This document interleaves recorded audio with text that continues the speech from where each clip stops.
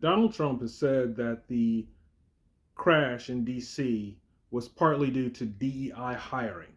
Do you agree with him there or not? Now let's just state some obvious facts to set the stage here. There was a crash in DC a few days ago. Plane and a helicopter collided midair. All lives were lost. This is a tragedy, and it's been the prevailing story in the news for the past several days. A lot of facts have not yet been released. People are curious to understand more of the details. And right now, there's a lot of finger pointing as people try to figure out what went wrong and whose fault it was. Now, here's what I know so far, given the information that I've seen. It's night, plane's coming into land. There's a helicopter that is hovering basically in the path of the plane. An air traffic controller talks to the helicopter pilot. I believe they're on a training mission. Not sure what exactly that means specifically, but they're on a training mission. Says, hey, there's a plane coming, you need to pass behind it. Helicopter pilot acknowledges the information, sees the plane. Okay.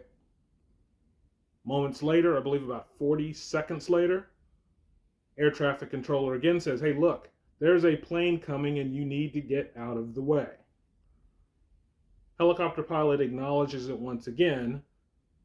Moments later, there's a crash. So, a lot of questions there, and definitely some things that need to be fixed, because this is not the kind of thing we want to see in the news. However, where this story has been going is that this is somehow related to DEI hirings. And if DEI wasn't in place, then this wouldn't have happened. Now, we've got to acknowledge some things. Trump knows more about what's happened with this crash than we do.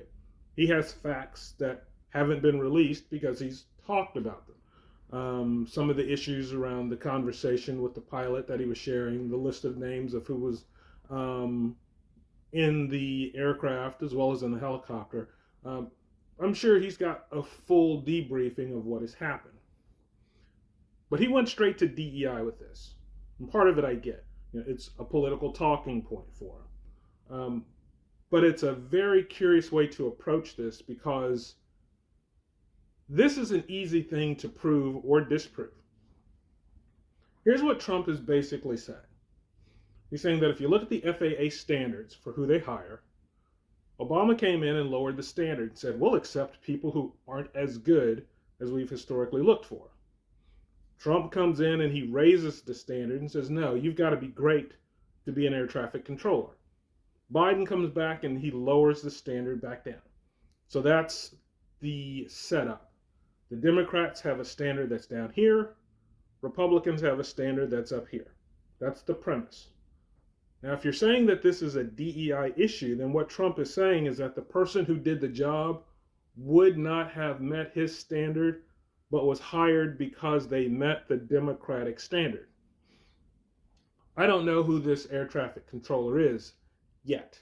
I don't know when they were hired. I don't know how good they were. But that's a very specific accusation to make. We'll be able to look at a timeline and figure out when they were hired.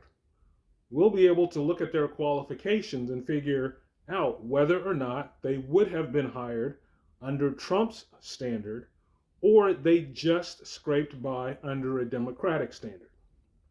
Now, if, as is being suggested, it's not being said, but it is being suggested, this person only made it in because the standard had been lowered, okay, that's more of an argument for DEI failing everyone in this instance. But if that's not the case, I mean, this could be a great air traffic controller who would have been hired under either standard. This could be an air traffic controller who was hired years ago. So the standards had nothing to do with whether or not this person was accepted into the job or not. There are a million variables at play here, and saying that this is a DEI issue feels a little bit awkward. What I would like to know who the air traffic controller was. What I would also like to know is how we got into this situation. Because my take, from all of the information that I've heard, we had a helicopter pilot who'd been warned twice that he needed to move. Specifically, avoid by going behind the plane. Now, I don't know the specific language they should have given, and maybe that wasn't specific enough, but they were given a direction. And let's face it, you tell me that a plane is coming and it's about to crash into me, I don't need a lot more information to know that I need to take some action.